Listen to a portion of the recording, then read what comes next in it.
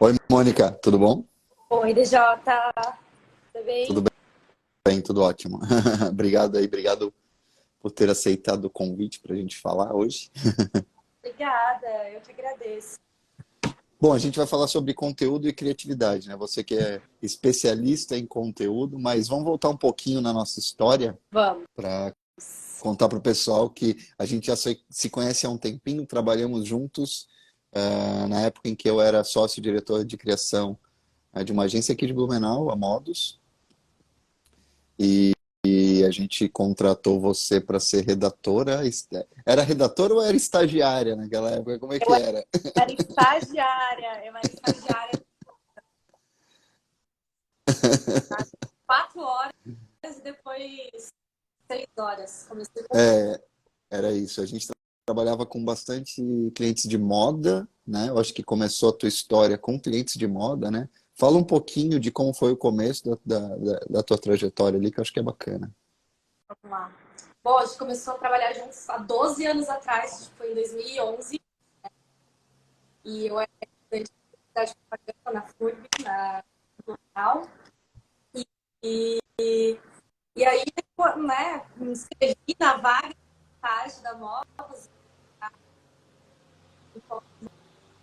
então eu sempre a moda ela sempre tá, persegue, assim, né? Acaba que eu sempre trabalhei com moda e trabalho ainda hoje em dia.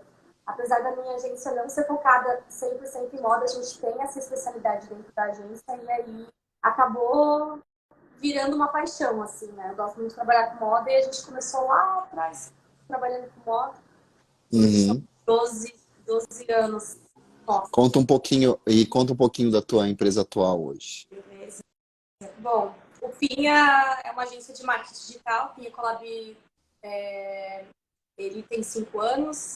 Estamos aqui em Florianópolis e a gente trabalha com a frente de marketing digital em duas frentes, na verdade, de conteúdo, né? Mas o foco em conteúdo, desde post, desde criação de vídeo, desde um e-book ou algum material mais elaborado, como catálogo também.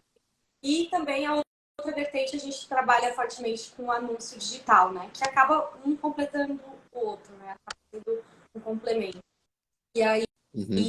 há 5 anos em Florianópolis e já trabalhamos também várias vezes juntos, né? Com Sim, situações. é verdade. A gente, como hoje eu estou focado na consultoria, né, e no posicionamento estratégico das marcas e na parte de marketing estratégico, a gente acaba convidando parceiros como a Pinha Collab para projetos específicos para ter uma entrega de qualidade para os clientes num nível ah, criativo, inclusive, né? E aí a gente começa a entrar no nosso assunto hoje, nessa fusão de conteúdo com criatividade.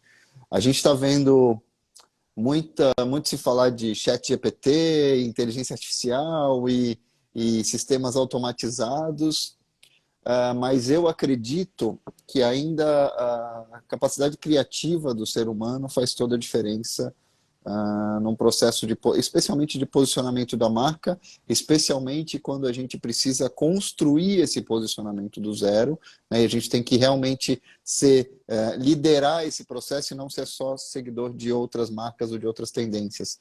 Fala um pouquinho como é que você estruturou, como é que você trabalha isso hoje. Você ainda assume a função de diretora criativa da agência? Como é que é isso? Hoje eu estou mais na parte do atendimento, né?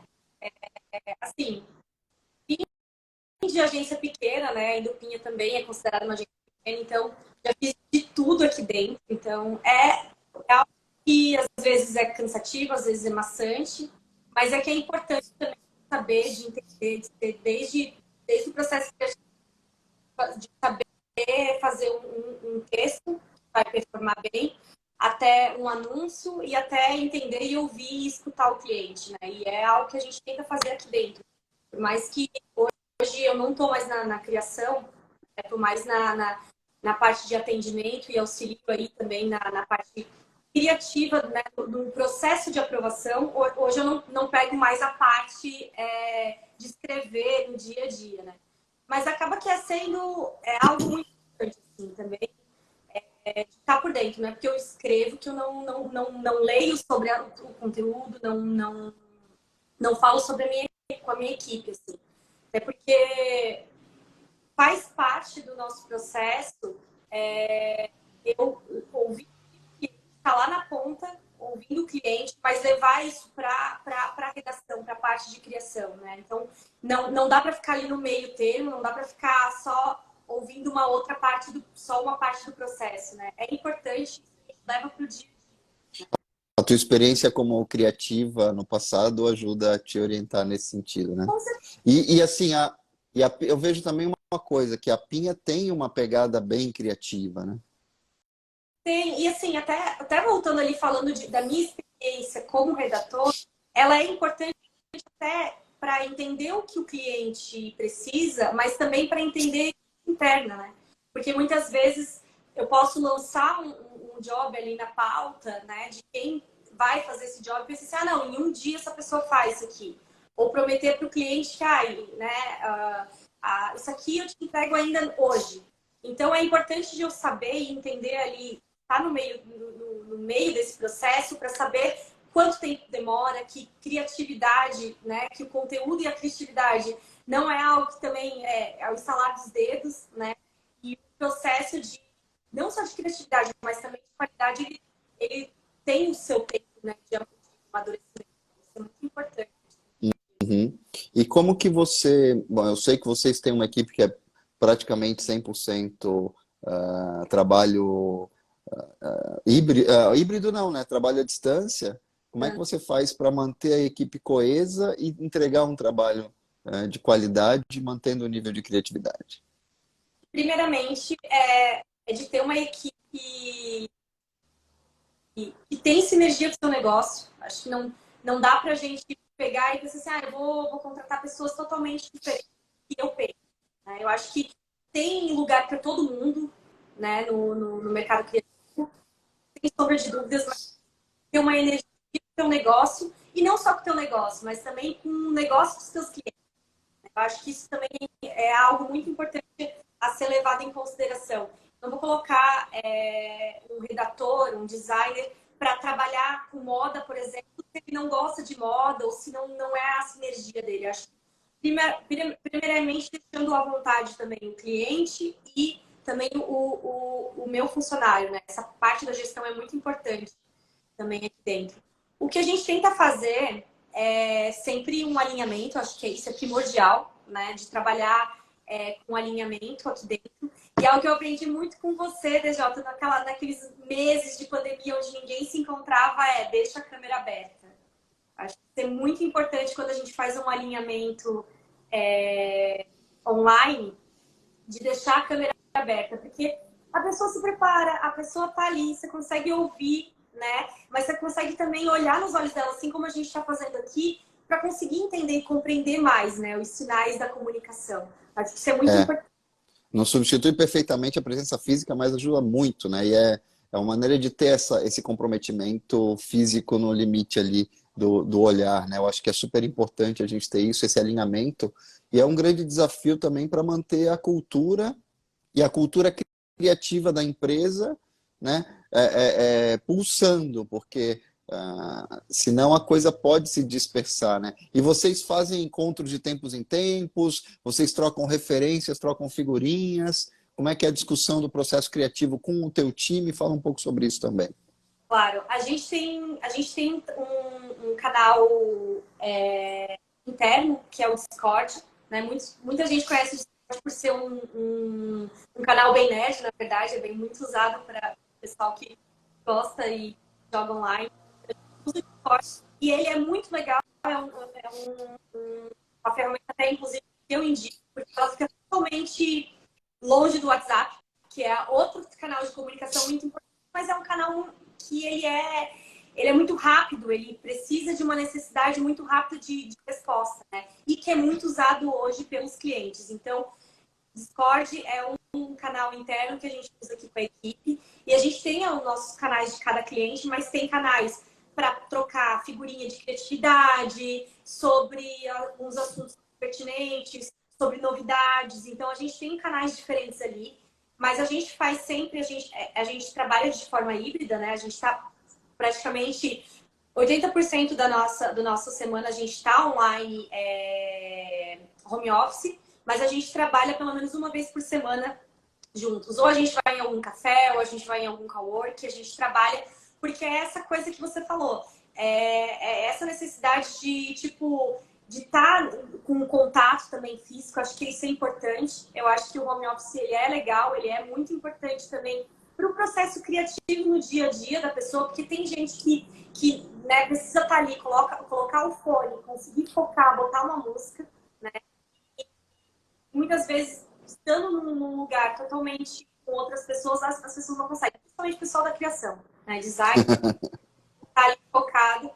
Então, a gente tenta fazer, tipo, uma vez por semana a gente tenta fazer um contato mais físico. E, claro, com o happy hour também, pelo menos uma vez por mês a gente bebe. O designer gosta de beber uma cervejinha, que é muito importante também para afinar os papos também, a criatividade. Mas a gente tenta também trocar essas conversas diárias no Discord. Assim. Muito Uhum. importante. E hoje, dentro da estratégia das empresas, como é que vocês estão vendo a questão do conteúdo? E aí, essa pegada, esse termo conteúdo criativo, né?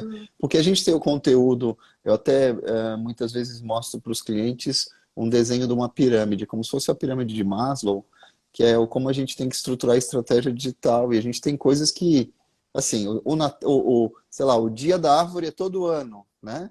Então, você pode fazer o post do Dia da Árvore para passar de ano, que é o tira a nota 7 e passa, né? Ou você pode pensar isso de uma maneira criativa e trabalhar isso dentro da narrativa da marca. A partir do momento que você estrutura o planejamento e aí tem tempo para dedicar energia, né? Em vez de colocar lá só foto, banco de imagem, 1, 2, 3, árvore e uma frase Feliz Dia da Árvore, né? Não, e nem só isso, você também tem tempo para planejar, né? Que o planejamento nada mais é do que um documento, a gente gosta muito de chamar aqui de mapa do tesouro, né? Porque é algo que você vai ver ali, consegue enxergar e pensar, por exemplo, agora a gente está em abril, né? Aqui dentro da agência a gente já está falando sobre, dependendo do cliente, a gente já está falando do Dia dos Namorados. Né? Porque tem clientes e clientes, tem algum que a gente vai fazer só uma publicação porque é o que encaixa agora, outro precisa de uma ação muito mais elaborada, ou com vitrine, ou também com algo mais complexo que vai para gráfica. Enfim, a gente precisa ter esse tempo para também não fazer mais do mesmo. Né? Assim, Uhum. nosso processo hoje criativo aqui dentro, quando existem dois, assim, se eu posso dizer, falando no macro, né? Hoje, quando um cliente entra, a gente faz um planejamento de marketing digital, então a gente faz todo um estudo sobre a marca, sobre quem é o concorrente, sobre o tom de voz que é necessário usar, sobre as datas comemorativas que a gente precisa trabalhar. E aí, quando eu falo de data comemorativa, não é porque é o dia da árvore e você fala sobre moda e você desmata. Então, vamos ficar quietos, vamos ficar falando sobre o dia Uhum. da árvore, sabe? Ver o que Depende é mais pertinente, né? Aham, sim. sobre o que é mais pertinente para cada cliente, né? Então a gente faz esse mapeamento de datas comemorativas, né? E aí a gente acaba colocando aqui no processo de olhar sempre para esse calendário, né? Não só o calendário de datas comemorativas, mas também de varejo, dependendo do cliente, para olhar com antecedência e pensar, tá, a gente vai fazer só um post ou a gente vai fazer uma ação? A gente vai fazer mídia, né? Vamos convidar algum influenciador? Então, sempre olhar com carinho e com antecedência para essas datas comemorativas, né?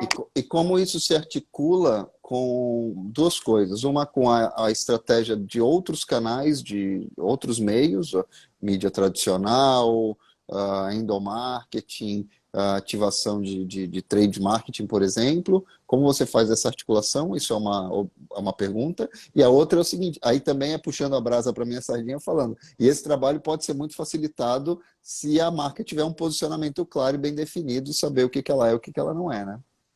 Com certeza, sim.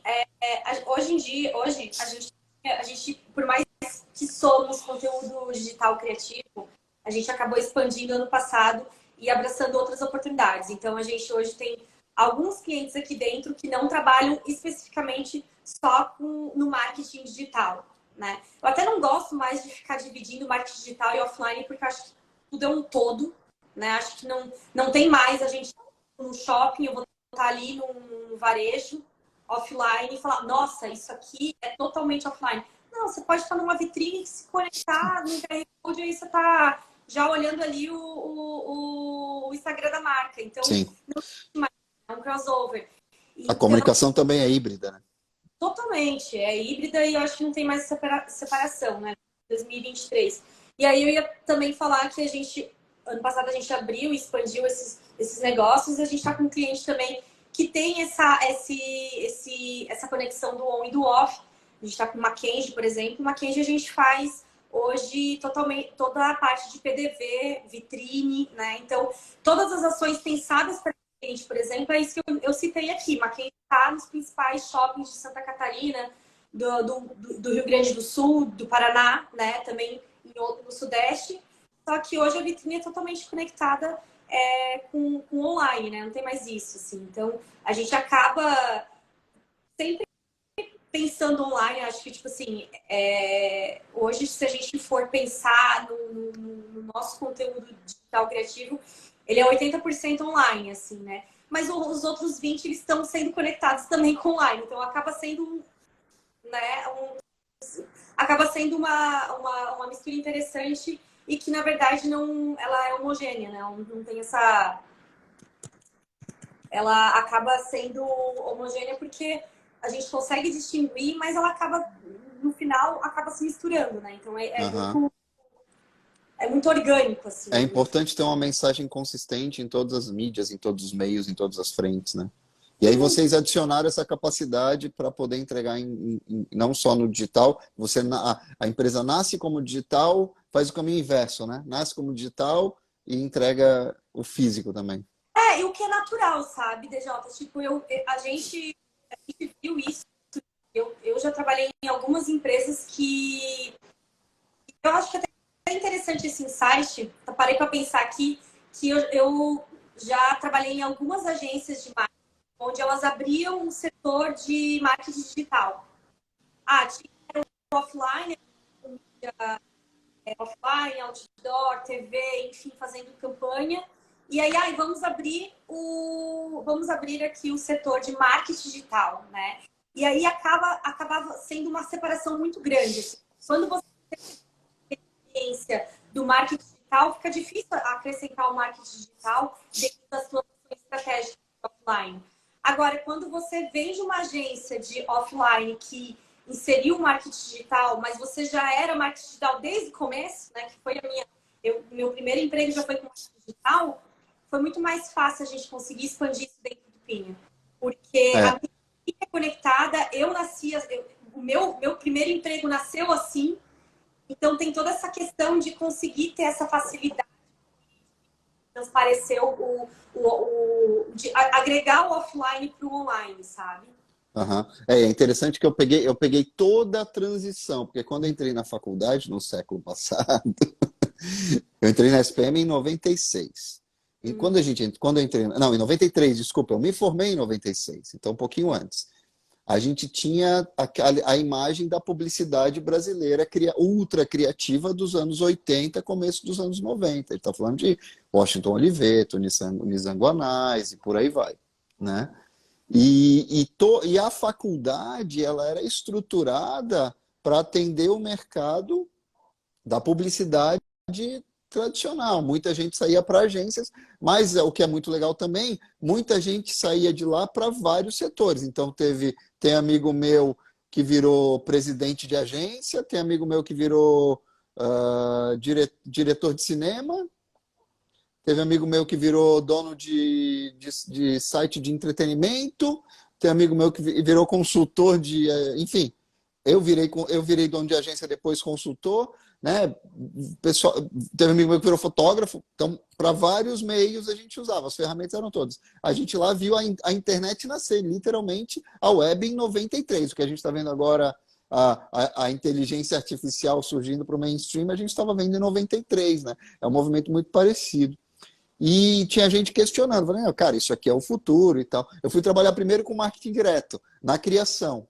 Quando eu entrei na faculdade, eu achei que eu ia trabalhar com marketing. Logo eu fui para a criação. Eu trabalhei, meu primeiro emprego em agência foi na criação, uma agência de marketing direto. Depois, em 99, eu fui trabalhar com digital. Internet na pedra lascada, quando era literalmente tudo mato, na Ogilvy Interactive, que era justamente uma divisão de uma grande agência tradicional, compraram uma empresa digital e fizeram uma área digital, que era a Ogilvy Interactive, era web designer, que era a profissão da moda. Depois eu fui trabalhar como designer e diretor de arte em outra agência, acabei virando sócio, diretor de criação, que essa foi a minha área por muito tempo, até estressar em São Paulo e vim para Santa Catarina. Foi o que aconteceu, né? Essa parte da história você sabe bem. Então, assim, mas eu peguei essa evolução, né? O do que bicho é esse? Opa, marketing direto, as empresas de marketing direto tinham muita facilidade para digitalizar, assim como as empresas de catálogo, acho que isso é muito interessante, né? Digitalizaram fácil. As agências querendo entender esse modelo, mas o foco que a gente tem que ter é sempre do conceito criativo, né? E agora a gente está dando a volta dessa, né? Porque eu tenho uma sensação, isso é uma preocupação, agora estamos no momento do chat GPT, literalmente, né? Que é esse que hoje está no nível de migrando de um estagiário aplicado para um assistente competente, o chat GPT 3.5 para o chat GPT 4, mas ainda não é brilhante, ele te traz caminhos, mas precisa de uma direção humana, né? Você pode pedir 500 títulos para o chat GPT, você não vai publicar os 500, precisa ter uma direção, precisa ter um conceito. Isso, eu trabalhei mais de 15 anos como diretor criativo, inspirado pelos caras lá de trás e pegando essa onda toda da transição. Então, essa questão aí, agora é o meu rant aqui, né? Agora eu vou falar. Mas, assim, para mim, essa questão é a grande preocupação. A publicidade brasileira, a comunicação, o marketing, a gente primeiro precisa cuidar muito da criatividade, precisa dar condição para as pessoas trabalharem, para elas terem, né, respeitar a criatividade, porque leva tempo, precisa ter condições, a coisa de cada um tem o seu ritmo, você falou muito bem ali, né, Mônica? A pessoa quer ouvir o seu fone no seu horário, se é de madrugada, se é de manhã, se é à tarde, enfim, a pessoa tem o seu, mas ao mesmo tempo tem que manter o fluxo, o contato com a cultura da empresa para manter, tem que saber ler um briefing, tem que saber entregar uma coisa que seja adequada à necessidade do cliente, mas também brilhar com a criatividade, né? A gente precisa ter isso. E nem sempre a gente vê isso no mercado. A gente está vendo muito mais do mesmo, é muito derivativo. E o chat GPT, nesse contexto, acaba sendo um perigo, porque a pessoa se acomoda e vai fazer o mais do mesmo. Vai fazer, não, aqui me deu um título que cumpre tabela, eu vou para lá. E não chega a explorar as possibilidades criativas daquela do potencial criativo da entrega do E trabalho. nem só sobre o chat GPT, a gente pode falar, pode voltar uns anos atrás, pode falar de Canvas também, né? O Canvas, ele é muito importante, é uma ferramenta muito legal, eu não vou desmerecer, até por isso que tem sucesso. Mas e o trabalho de um designer, né? Também tem essa questão, né? Eu acho que o Sim. Canvas a gente para a parte do design, né? E o chat GPT para a Sim. questão de também. E o Canva, você pode. É aquela história, eu falo que recalibrou a curva de Pareto, né? O Canva, você sai em vez de 20% de esforço para ter 80% de resultado, você pode ter 10% de esforço para chegar em 80% do resultado. Mas esses 20% fazem muita diferença, porque a pessoa pode pegar um template e fazer uma coisa que todo mundo meio que vai fazer mais ou menos parecido. Assim como quando o Instagram surgiu, teve um site que fez uma coisa muito engraçada. Não, fizeram um vídeo que era muito engraçado, que eram as fotos das pessoas nos pontos turísticos. Aí todo mundo fazia a mesma foto na Torre de Pisa, fazia a foto do pé no lugar tal, fazia a mesma pose no lugar tal. Porque é a primeira ideia. É a primeira ideia. O grande desafio do criativo é sair da primeira ideia e pensar em coisas diferentes. Por coincidência, eu estava hoje numa prospecção e eu acho que um exemplo legal de falar isso aqui acabou sendo positiva a prospecção, mas era uma prospecção no segmento de saúde E aí a cliente falou assim, mas você entende da área de saúde? Porque assim, já me apresentaram aqui uma que só cuida da área de saúde. Daí eu, nossa, mas então deixa eu ver aqui essa agência. E aí eu fui ver, eu disse assim, eu não tô falando isso aqui pra gente fechar, tá? Mas cuida. Porque, olha só, esse mesmo design aqui tá sendo usado aqui e parece um copia e cola, e quando vê, é o mesmo segmento tá fazendo um copia e cola, né? Eu como ser humano, como profissional também, posso aprender sobre o teu assunto. É claro que eu não vou ser dentista, não vou ser um médico, assim como você não vai ser um publicitário, né? Cada profissão tá ali, né, para ser exercida pelo profissional. Mas eu posso aprender. Eu acho que isso é o mais importante de a gente lembrar quando a gente está aqui por trás dessas ferramentas, né? Do ChatGPT, do Canva e tudo mais. Existe um estudo, existe alguém que está aqui sendo um profissional e elaborando esse tipo de trabalho, né?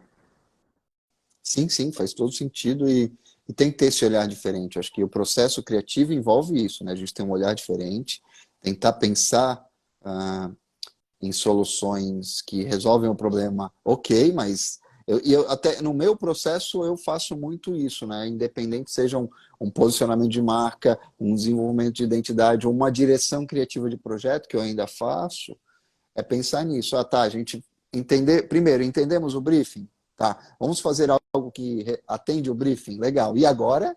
É sempre o e agora, né? Para onde a gente pode ir para fazer esse, né? E tem uma ideia muito interessante, uma abordagem muito interessante, até eu estou lendo um livro que fala bem sobre isso, que é o livro do Mauro Porcini, que é o Chief Design Officer da Pepsi, que acabou de ter a reformulação da marca. Ele lançou um livro esse ano, bem interessante, que ele fala sobre a inovação centrada nas pessoas, né? Às vezes o óbvio precisa ser dito, né? E ele fala de um processo de interação e de prototipagem constante, que é esse processo de validação e prototipagem, seja um logo, seja um conceito, seja uma máquina, a gente tem que sempre validar isso para evoluir até o momento de aprovar, para a gente não chegar lá no final, né, o projeto foi desenvolvido, chegar lá no final e falar, meu, isso aqui não faz o menor sentido, porque isso, como diz o outro, é raro, mas acontece muito, né? Chega lá no processo e nada funcionou, né? Falando em processo, assim, até a gente pensar num site que é programado, né? Tão básico. Ele é programado por pessoas, claro, né? Acaba, né, ali, enfim, e a gente quem tem que conferir depois se está sendo acessado de forma. Claro, tem o Google, tal, vai fazer toda a leitura, mas quem faz ali os cliques para ver certinho se está sendo bem aproveitado é o ser humano, sabe? Então, acho que toda essa questão também do UX também. Sim, sim. Todos os aspectos do design da criatividade têm que estar envolvidos. Se a gente falar de criatividade relacionada a um conceito, a um texto, a uma imagem, a uma interface, a uma experiência de usuário, né? Ou a um produto ou serviço, né? Acho que eu acho que isso tem que permear e você falou muito bem ali, né? Empresas que hoje nascem digitais como a tua e migram viram para o físico ou para as outras interações, o cerne é o mesmo, porque a gente está falando de conceitos, né? A criatividade tem que sobreviver nesse sentido. Tem um caso muito bacana de uma amiga minha que estudou comigo na faculdade e tinha um concurso para ser estagiário da FCB, da Loduca FCB na época. Uhum. E ela conseguiu a vaga apenas com folhas datilografadas, ela como redatora. Ela criou um portfólio de anúncios, escrevendo o título, a descrição da imagem e o texto. E para qual marca era, obviamente. Uhum. Aí é o foco total na criatividade. Ela conseguiu mostrar daquela maneira, apenas com textos, que o conceito dela, que a criatividade fazia sentido para aquela marca naquele momento. Isso eu acho muito bacana. Eu acho que é o suprassumo, assim, é o ápice, né? Você chegar num conceito que para em pé sozinho, a gente tira toda a decoração, tira todo o frufru todos os acessórios que a gente pode, porque hoje a gente vê muita coisa que é super produzida. Isso vale para filme, isso vale para música, isso vale para grandes projetos. É super produzido, mas na hora você vê, opa, qual é o conceito? Qual é a ideia? E essa pergunta tem que estar sempre permeando o processo, né, o trabalho criativo. Sim, com certeza.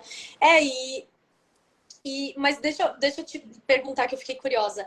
Ela datilografou tudo sem um designer, foi isso? Ela datilografou. Na parte de cima era título, a imagem é tal e embaixo o texto e a assinatura da marca. E ela entrou. Que incrível, nossa. Quero ver se eu chamo ela aqui para conversar. Ela é professora hoje, a Isabela Domingues. Ela é professora doutora na Universidade em Pernambuco. Que É muito legal, legal. legal. É muito legal a história. Deixa, Mas é isso, assim. deixa eu te perguntar, essa tua estante aí toda cheia de livros, assim, o que você indicaria para hoje? Isso aqui eu fiz no Midjourney, é um 3D interativo. Esse aqui eu pego os livros. Ah, não Brincadeira. eu conheço. Não, brincadeira. Nossa, O que eu recomendo hoje? O que eu estou lendo?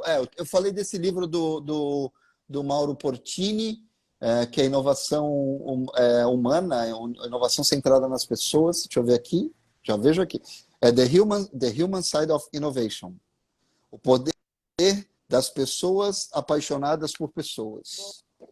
É muito legal esse livro, achei bacana, tá? Eu estou lendo hoje coisas relacionadas à inteligência artificial em marketing, porque eu estou dando palestra sobre isso e no começo de maio eu vou fazer um workshop sobre isso, né? Então é uma coisa interessante. Sobre processo criativo, tá? Tem um livro que é bem interessante, deixa eu ver se eu tenho ele aqui, que é A Publicidade é um Cadáver que nos Sorri, do fotógrafo da Benetton. Esse é um livro muito interessante, que ele instiga essa coisa de que a publicidade está muito formulaica. Ele é o cara que criou a fábrica da Benetton, que era um centro criativo absurdo. A Benetton foi uma marca que nos anos 90, 80, 90, na Itália, ela fazia campanhas muito à frente do tempo. Muito à frente do tempo. E a gente não está vendo mais isso. Da Benetton e assim, era propaganda com causa, com posicionamento, com apuro estético e polêmica também. Então ela antecipou uma série de ondas que hoje a gente vê de maneira, às vezes bacanas e às vezes difusa, né? Um exemplo que eu acho que é uma maneira que acabou dando errado, que é o da Balenciaga, que fez coisas que errou a mão, né? Que acho que, opa, calma aí, a criatividade tem que fazer sentido e tem uma questão de gosto, além de bom gosto, né?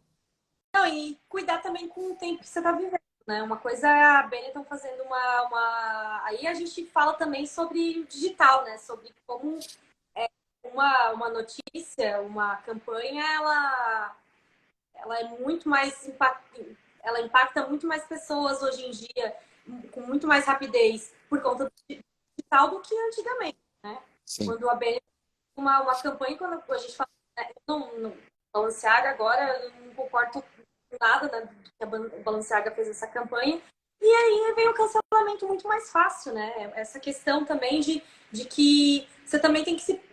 É aquela coisa, você não tinha uma equipe de marketing que... Sabe, não tinha 3 pessoas numa... Eu brinco, não tinha ninguém para dizer que um treco é um treco, né? Não tinha ninguém para falar isso. Opa, não, calma, galera. Isso. Tem outro livro que é muito bacana relacionado a isso, que ajuda no processo criativo, mas na verdade no processo de busca de sentido, ele já tem um bom tempo, mas ainda faz muito sentido, que é o Comece pelo Porquê, do Simon Sinek. Eu acho que a gente tem que se perguntar, na verdade, vários porquês, mas além disso, ele fala isso, porque muita gente fala desse livro aqui até a página 12, né? Só o porquê. Ele comece pelo porquê, mas também desenvolva o como e o quê. E para isso você precisa ter time motivado, tem que ter o conceito, tem que ter tudo isso estruturado, né? Então, eu acho que isso é uma boa tá? Ah, tem um livro bem bacana do Thiago Matos, que é o Vai Lá e Faz, que eu acho que é legal falar também, que eu acho que tem isso, né? Assim, para a galera da criatividade é bacana, e para a galera que gosta de fazer acontecer, ou que quer fazer acontecer, ele tem uma abordagem assim bem incisiva, né? Sobre processos e maneiras de enxergar tudo isso, então acho bem legal. E, enfim, se começar a falar de livro aqui, a gente vai longe, até podemos fazer uma sessão sobre isso. Mas tem muito. Eu acho que é uma coisa importante que a gente acabou não falando, mas acho que vale a pena citar, é o seguinte: para a criatividade, aqui, ó, as pessoas na época da Benetton eram mais abertas a polêmicas do que hoje em dia. Eu não sei, eu acho que ele conseguiu, o Oliviero Toscani, ele conseguiu cavar um espaço, né? Eu acho que a sociedade tinha uma moral mais flexível em muitos aspectos, tá? E os mecanismos de cancelamento tão sofisticados que a gente tem hoje não estavam estabelecidos. Então, esse cancelamento ele não era tão rápido, né? É Então, tinha exatamente. gente que não gostava e tá bom, tudo bem, pode não gostar. Mas a pessoa não tinha o que fazer. Para vocês terem uma ideia, essa é uma história da minha época da faculdade. No primeiro ano de faculdade, o professor de marketing falava assim: uma pessoa que gosta muito de um produto ou serviço vai falar para 3 amigos. Uma pessoa que odeia um serviço, teve péssima experiência, vai falar para 17 amigos. Só para mostrar a proporção. Hoje são 3.000 e 17.000 ou mais. Então, hoje a capacidade de atacar uma polêmica nesse sentido é forte. Ao mesmo tempo, a gente vê muita coisa polêmica também viralizando e explodindo. É muito delicado. A questão é que naquela época lá do Oliviero Toscani, ele conseguiu construir uma estrutura narrativa sustentando o processo criativo. Ele criou uma escola de criatividade. Não é brincadeira. Ele tinha o suprassumo dos criativos do mundo querendo trabalhar para a Benetton, né? E hoje a Benetton não é uma marca que a gente fala tanto, né? A gente não fala dessa marca. E hoje em dia também, se a gente for ver os mecanismos de cancelamento para você cancelar ou para você opinar, nem só. Eu acho que as pessoas elas sabem opinar sobre tudo mesmo não sabendo de nada ou tendo uma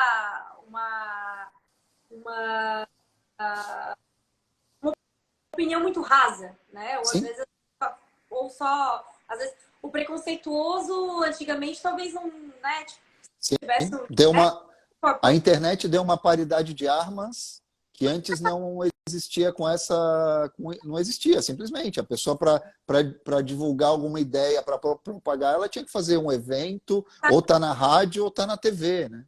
Eu posso falar sobre uma coisa aqui com você e aí eu vou falar, DJ, o que você acha sobre isso? Talvez você não daria a opinião que seria polêmica se fosse só num comentário ali que ninguém vai te ver, né? Não tô falando de você, no caso, né? Sim, sim, sim. A internet, ela não te dá essa cara, né? Ninguém tá ao vivo aqui na internet como a gente tá, né? Até tá, mas é muito E mais... as pessoas, isso vale pode ser para o mal, pode ser para o bom, para o bem também. E ao mesmo tempo a gente tem feedback em tempo real, né? Se você lança um produto ou um serviço e as pessoas não gostam, elas vão falar imediatamente. Você vai ver o feedback na hora. E aí você vai ter que recalibrar a tua rota, Essa é a entendeu? doida. Recalcular a tua rota e recalibrar todas as ações e até eventualmente tirar o produto do mercado, né? Então, é muito mais ágil isso, né? A gente está muito mais em beta hoje. E isso estressa e força com que as pessoas tenham até uma outra atitude criativa, né? Você tem que ter... eu acredito nisso, né? A criatividade vai se moldando. A gente não deixa de ter criatividade. Aquela criatividade clássica do super conceito, ela é cada vez mais rara, ou ela migrou, ou até porque a gente entrou numa era da publicidade digital, né? Eu falo mais publicidade digital do que marketing digital, dependendo da abordagem, mas em que a gente virou muito mais técnico e gestor de números em muitos momentos. O mercado, né? o mercado acabou indo muito mais para isso e muito mais formulaico, tipo, conteúdo lá, 7 maneiras de fazer não sei o quê, 12 maneiras de não sei o que lá. E isso é óbvio que a partir do momento que vira fórmula, a criatividade nesse ponto diminui, mas a criatividade derivou para outros pontos, para a estratégia, para abordagem, para os pontos de contato de relacionamento e tal. E mesmo a gente vê, por outro lado, a gente vê a era de ouro das séries, dos filmes, né? do Netflix e enfim, Apple TV Plus, da Disney Plus e por aí vai. A gente tem um redirecionamento da criatividade também para outros meios, o que é bom. Tem um lado bom e tem um lado ruim, como tudo. Mas eu acho que ainda falta um pouco essa volta, essa fusão. Ainda tem um grande período. Quem aproveitar essa onda para revisitar essa criatividade mais pura. A minha ideia sobrevive se eu fizesse esse anúncio datilografado numa folha de papel, ele convenceria alguém, sabe? Eu acho que esse exercício mais essencial ele é interessante, porque se a ideia sobrevive no papel, ela vai se empoderar, vai ter muito mais poder se ela for trabalhada com todos os recursos tecnológicos que a gente tem hoje. E eu brinco, brinco não, é um fato verídico. O primeiro computador que eu usei profissionalmente em uma agência tinha 48 megabytes de memória. Hoje, uma imagem, tem um videozinho no TikTok tem mais do que isso, né? Então, a gente evoluiu muito, a gente tem a tecnologia ao nosso dispor, a inteligência artificial, tudo isso, mas a gente precisa voltar para a essência, para o fundamento da criatividade, para o que realmente faz a diferença quando a gente tem uma ideia poderosa que a gente desenvolve. Com certeza. E eu digo mais, até ferramentas de criatividade. Um ponto, assim, a gente estava aqui, a gente já trabalhou juntos, né, e um ponto muito importante que eu aprendi desde o começo, trabalhando como redatora, trabalhando com moda. E aí, moda, a gente fala sobre comportamento, né? Moda não é só sobre moda ali, sobre a roupa. Eu sempre falo assim, que eu trabalhando com moda, você escreve sobre tudo. Sobre comportamento, sobre lifestyle, sobre o dia a dia da pessoa. E algo que é uma ferramenta muito importante, que hoje em dia ainda faz parte do meu dia a dia, é a revista. Eu aprendi a fazer chamada com revista, porque é uma ferramenta super interessante para aprender a fazer chamada é revista, porque Sim. é só chamada. Claro que Sim. não tem corrido, mas o que impacta é a chamada. E esse tipo de ferramenta é muito importante para o dia a dia do redator, sabe? Eu acho que isso tem a ver com repertório, né? A gente precisa ter mais opções de repertório, né? Com certeza. E aí a gente também fala assim, o TikTok é uma referência legal para você saber sobre TV. Cara, muito. Eu aprendo muito com os meus redatores que são mais novos. Eu tenho 30, eles têm 20. E é essa geração que está vindo muito boa. Eu tenho redatores incríveis, eu tenho designers incríveis, né? Que hoje estão arrasando assim já cedinho. E a gente mistura muito nossas referências, que é, às vezes, eles trazem referências de TikTok e eu falo, pô, vou ver no TikTok. Mas, cara, dá uma olhada no WGSN também. Tipo, ver pesquisa sobre comportamento, sobre os comportamentos em ferramentas de pesquisa também, né? Então é uma mistura, né? De ver ali sim a série que tá hoje em dia, não é um papo querer ser velha, né? Mas, cara, o TikTok é muito importante, mas ver também outros tipos de ferramentas para você aprender a escrever, para você saber sobre criatividade, sobre um layout. Layout de revista, acho que você consegue criar muita coisa através de um layout de revista, Sim. né? Então, Sim, é uma escola, né? E o repertório, a revista, eu sou muito dos livros e da leitura profunda, da reflexão, né? Mas também das experiências físicas, das viagens e do viajar na maionese, que é importante. A gente precisa ter espaço para pirar e para pensar em coisas mirabolantes, além do que cumprir o briefing à risca, como eu falei antes ali, passa de ano, mas não brilha, a gente precisa tentar brilhar e contribuir para que a entrega para os clientes seja cada vez mais criativa, né? Acho que é por aí. Com certeza. Opa! Oi, tô te ouvindo. Não, eu tô lendo aqui. A transformação digital aconteceu muito rapidamente. Fez o trabalho, foi o Adobe. Oi, Adobe. Cada vez mais potentes, o que nos leva a uma enxurrada de informação e tutoriais rápidos. É, Sim, de como fazer o mais rápido possível para entender atender expectativas de mercado e de clientes. é um paradoxo, né? O mercado quer cada vez mais rápido possível, mas para você conseguir fazer mais rápido, você precisa ter um conhecimento profundo de algumas áreas. Aí a gente fala de generalistas, especialistas e o termo que até inspira o nome da minha empresa, que são os nexialistas. A gente precisa de nexialistas.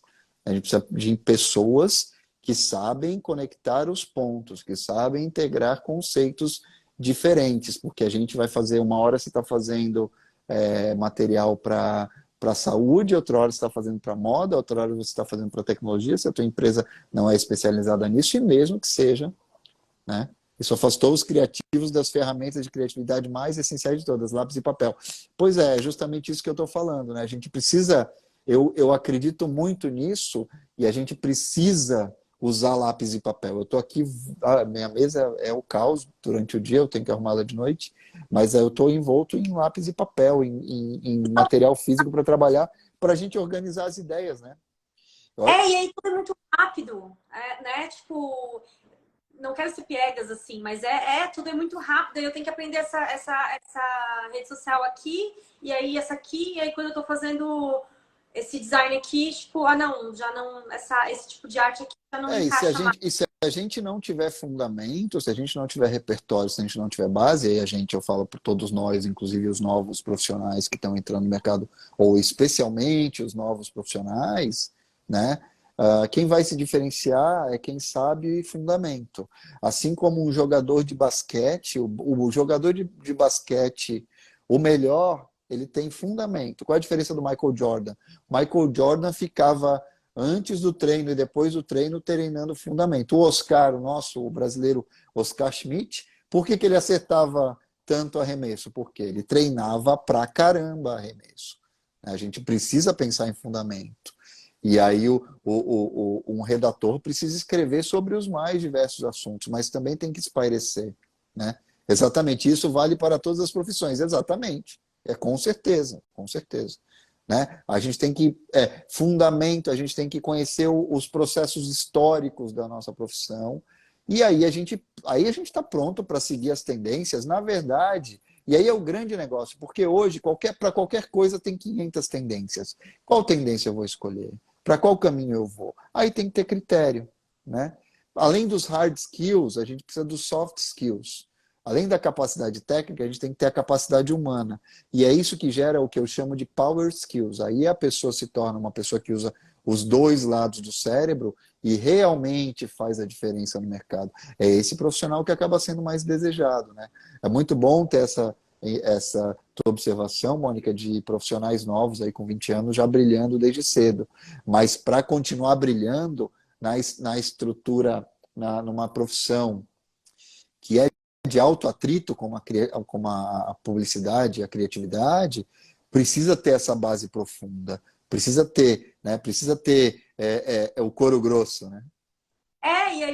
E aí a gente entra naquilo que a gente já conversou antes, né? Em outros assuntos paralelos, DJ.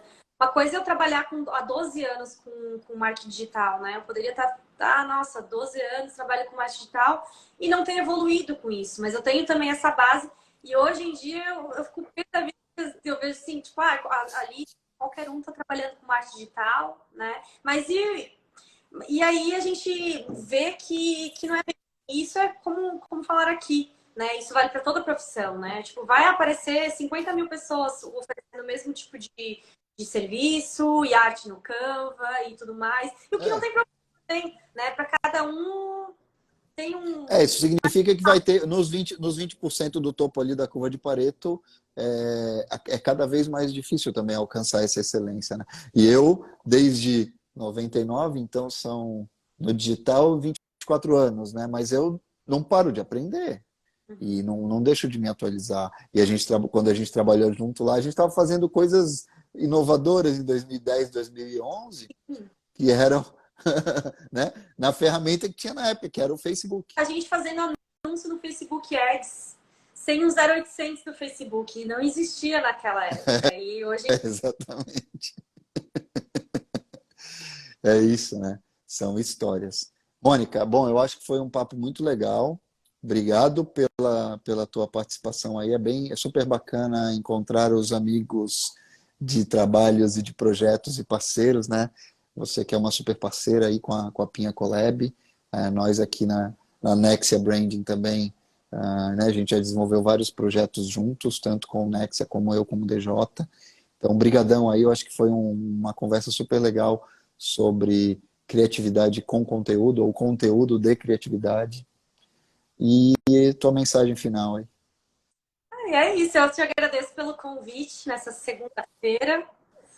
E é muito bom conversar sobre conteúdo, sobre criatividade. Até é engraçado, né? Eu tava pensando, cara, o que eu vou falar, né? Sobre conteúdo.